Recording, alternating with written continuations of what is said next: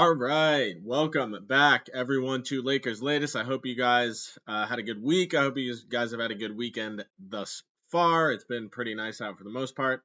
As always, I am coming to you from Studio City, California, where it is about 76 and sunny right now. Honestly, the best weather of the year. It's just so nice. Although I will say, I did not realize this until I looked today that it's going to be like 92, 92, 88 the next 3 days in LA, which is crazy to me. Even though I live here now, growing up on the East Coast, like you just never see that. Like I'd be expecting snow almost at this point. Growing up on the East Coast, but yeah, that's just crazy. But anyway, yeah, a little other sports news before we get started. Dodgers bounce back after getting smoked in Game 1. Yamamoto had an insane complete game 2, which is 2 consecutive complete games dating back to the NLCS, which is crazy. I can't remember the last time we've ever seen that, at least not in a really long time. But yeah, there was that. Football's going on, obviously. Hockey's back, but yeah, most importantly, we're gonna want to talk about the Lakers. Real quick, they did beat the Warriors, or excuse me, sorry, Warriors' first game. They did beat the Timberwolves last game, 128-110. I will touch on that in a bit, but first, I kind of want to start off with the thing that's kind of on everyone's mind, which is the Luka Doncic injury. So in the Lakers game against the Timberwolves, and again, I will get into Luka's performance because he was outrageous, unbelievable. Through 2 games, he's averaging something like 46, and it's just absurd. He's unbelievable. But I obviously a Luka injury is not good for this team. Obviously with LeBron already out, it's like you already missed so much, so now you're gonna miss Luka too. It's almost all gonna be on Reeves.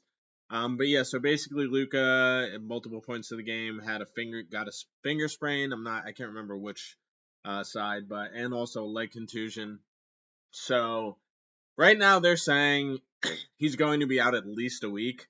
But I'm gonna be completely honest with you, that's just like not. It's just not I feel like at least like anytime someone says at least, and like it's not definitive, like he'll be out a week, like that just makes me uncomfortable, those 2 words at least. But obviously, like, yeah, losing Luka is very not ideal, but it's even more not ideal when you already don't have LeBron. So they play 4 games this week. I forget who they play, but like it's going to be up to JJ to kind of figure out how to maneuver through this, because now you're without your 2 star players. Other guys like who already had to step up, who I'll get into in a minute, are now going to have to step up even more than they already were going to, because now you are missing that guy that does everything in Luka. You're already missing LeBron, and now it's going to be so much more. Like now, even more is going to fall into Reeves' hands. Now he's going to need to go from being a very good, really great player, star player, to somehow being a superstar in the next 4 games, because they don't have LeBron, they don't have Luka. Teams are going to be able to defend them much differently than they would if Luka, obviously, and LeBron were healthy. So yeah, it's not ideal. I mean, I will say this: if it's gonna happen, I'd rather happen earlier in the year than later in the year, closer to the postseason. I don't think this is necessarily something that's going to be a long-term issue for Luka, as long as at least with the leg contusion he doesn't like hurt it anymore. I don't know too much about leg contusion and stuff like that, but yeah, it's better it happens now than in the future. But basically, we're gonna have to see what JJ does now, because now you are missing obviously your 2 key cogs, your 2 key pieces. There's still a bunch of ways to figure out who's gonna start and how to get points from this team and what you're gonna need to do, and now it's gonna be up to JJ. It's like, all right, like, got to figure some stuff out. You're gonna have to do some things differently, because now you're without your top 2 guys, the guys who just basically make the team run, and now you have Reeves, who's phenomenal.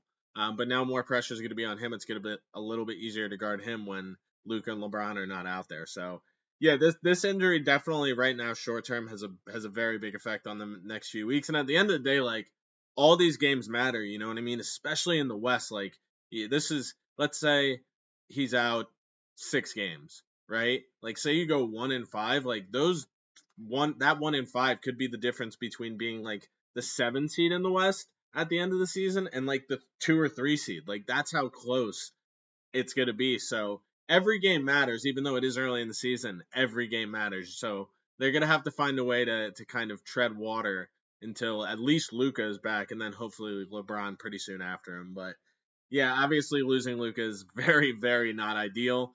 I do think it's going to give them an opportunity now to kind of see what else they can do, like who else they can kind of put in good situations, like who else is going to step up while both Luka and LeBron are out. Obviously, a couple guys already have, but now additional guys are going to need to. Someone else will get into the rotation. So it leads to a bunch of different things, but we're gonna have to see how the Lakers navigate it with Luka and LeBron out at least for a week plus. Um, but yeah, let's go into before that bad news came, and that is the Lakers beat the Timberwolves 128 to 110 at home. Luka led the way. He was unbelievable. He was 14 of 23 from the field, 5 of 12 from three, 16 of 19 from the line, 11 rebounds, 8 assists, 49 points plus 18 on the field, so 49, 11, and 8 with great numbers all around.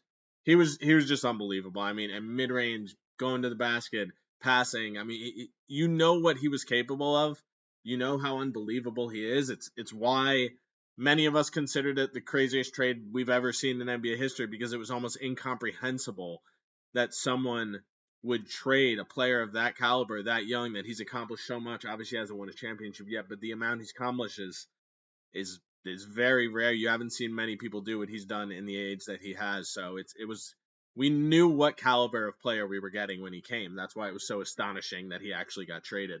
But seeing it now, these 2 years, like these first two games where he's comfortable, he's ready. I mean, he's averaging like 46, 8, and 10. Like, it's insane. I know it's just 2 games, but like that's how insane he is, which is why it's so insane they actually traded him. And then the Mavs lost to the Wizards the other night at home, which is hilarious.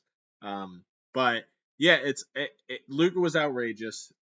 He's a special player, so get healthy. Reeves was also fantastic. He was 9 of 15 from the field, 2 of 5 from three, 5 of 5 for the line, 11 assists, 7 rebounds, 25 points, plus 17.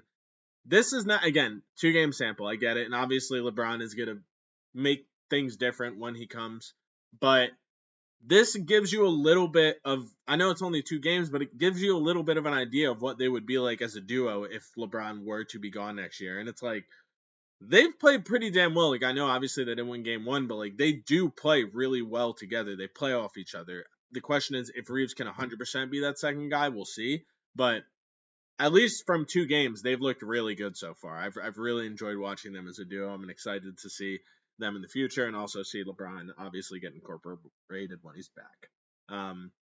But yeah, look, those guys led the way. They were phenomenal. There were a bunch of additional factors, which I will get into shortly. But for the most part, those guys led the way, and obviously now there's going to be a huge, huge burden on Reeves' back to really push and find ways, because he's been great at getting teammates involved. But there's going to be a really big burden on his back to find ways to score and really be that player with these 2 guys out. But it's going to be interesting to see. I am excited to see Reeves have that responsibility at the same time. All right, let's get to the next guy, Rui Hachimura. Rui was awesome. Like I said last game, he was 3 of 6 from the field. He was also 3 or 6 from three. So last game, he only took 3-point attempts. And like, I don't even want that when LeBron and Luka are healthy. Like, yes, he can have, if he's open, by all means, like shoot it. But like that, I literally said that can't happen. Him and Ayton had 13 field goal attempts together last game. I said that's not close to enough. You need to get way more than that. And that's what we saw. And this wasn't, just Rui's just shooting threes. That not at all. Like he was 10 of 13 from the field, 2 of 4 from three. He only had 2 rebounds, but he had 23 big points, and he scored, mid range, a couple threes, like down low. Like he is a 3-level scorer. He's not a 3-level like elite superstar scorer, but he can score at all 3 levels. He's a very solid mid range shooter, good 3-point shooter, and he can score in the post when he has an advantage. So they have to keep utilizing him, especially now, especially with Luka and LeBron out. He's really he's really got to be utilized properly, and you got to really keep putting him in these positions, because when you do, he can be really solid. Like 10 of 13, he's obviously not going to shoot that great every game, but you need to get him in all 3 different levels scoring wise, especially with these guys out, because he can do that. He can score from each level. So you got to find ways to just keep getting him involved, keep putting him in good positions, whether that be getting him an advantage, a height advantage down low, pick and roll, pick and pop, all that stuff. You just got to utilize him, because he's going to be a big part of this team, but he's unless he obviously gets traded for like a Wiggins or something. We'll cross that bridge when we get there. But especially with LeBron and Luka out, Rui's going to be a massive part of the offense, potentially the number two after Reeves, to be honest with you. So it's really good to see him kind of have a bounce back game and just do more than just a catch and shoot 3 point, because that's not his full game, not even close to it. And if they have him in that spot, like it's not going to be a good fit for the offense. So it's good that they keep getting him involved, putting him in the positions they need. All right, and then lastly, let's talk about DeAndre Ayton, who I also thought looked pretty good. Like he was okay the first game. I think he looked better this game. First game he had 4 turnovers. This game I think he only had 1 or 2, so that's nice. He ended up 7-11 from the field, 8 rebounds, 15 points, and he was solid. Like 7-11, you'll take that field goal percentage every day of the week. He was solid in the post. He showed he can score in multiple different facets. I think he had at least 3 offensive rebounds, so he was solid there. But yeah, look, he's looked solid. I think he's been pretty good so far. Not obviously spectacular by any means. I think especially with Luka also out, they're going to need to get more scoring from him too. We know he's capable of that. He's been a dominant post scorer in the league before. If he's more motivated, he might have to take on more responsibility, and I think he understands that too. So yeah, 15-8, like +9, like he was definitely solid this game, and I'm looking forward, to seeing him kind of as the year goes along. Right now, hopefully he takes off more responsibility, and then when LeBron and Luka come back, he can kind of seamlessly fit back in and just not do an insane amount, but hopefully be really solid. So yeah, get healthy, Luka, and I'll catch you guys next time.